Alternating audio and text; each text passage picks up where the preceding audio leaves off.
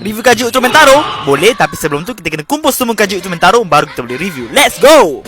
Kaiju yang pertama yang muncul di episod 1 Ultraman Taro, Astromos. Dia kaiju ni bertemakan macam bunga lah. Ni detail kat bahagian muka dia, kat bahagian badan dia. Sebenarnya kaiju ni agak vintage, memang kaiju vintage lah pun. Kat tapak kaki dia bandai 1989.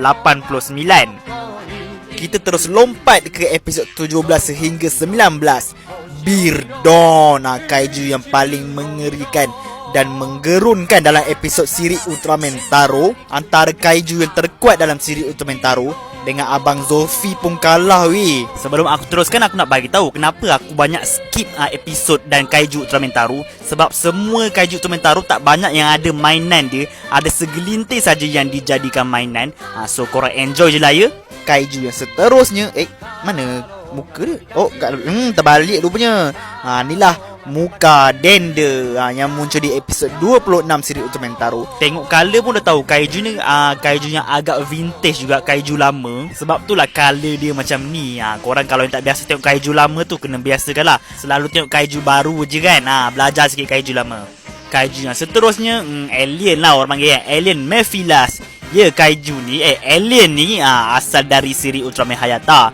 Tapi ada buat kemunculan di siri Ultraman Taro episod 27, Alien Mephilas 2. Kaiju yang asal dari siri Ultra 7 tapi ada muncul juga di episod 28 Ultraman Taro, Eleking. Aku tak payah sebut pun nama dia, aku rasa korang dah tahu kan. Macam Mephilas dengan Eleking ni sebenarnya dalam siri Ultraman Taro dia lain sikit, tapi tak apalah, boleh lah. Ni pun sama juga.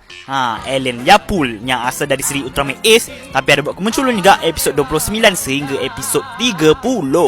Alien yang seterusnya yang muncul di episod favorite, episod 33 dan 34, Alien Tempera. Tempera Seiji lah. Episod dia best sebab semua Ultra Brothers turun padang nak tolong Ultraman Taro kalahkan alien durjana ni.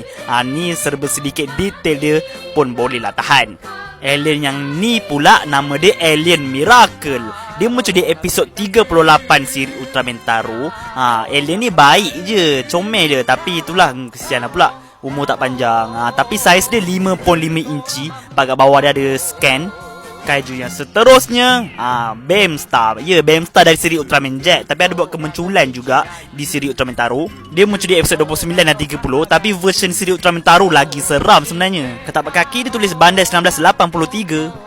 Kaiju yang seterusnya yang muncul di episod 39 Ultraman Taro, Mochiron. Kaiju yang agak lucu juga, tapi episod dia agak best. Ada cameo Yuko Minami. Kaiju ni saiz 5.5 inci, ada spakdor bawah tapak kaki.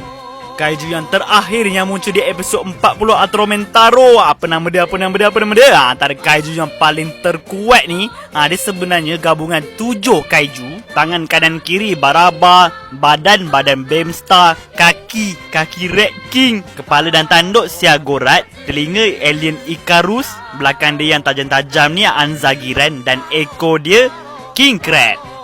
Terhasil dan terciptalah satu kaiju yang terkuat yang bernama Tyran.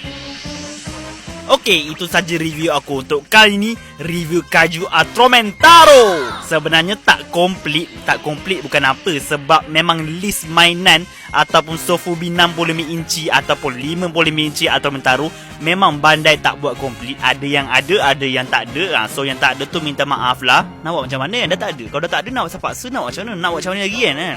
Okey lah, tu je lah. Bye.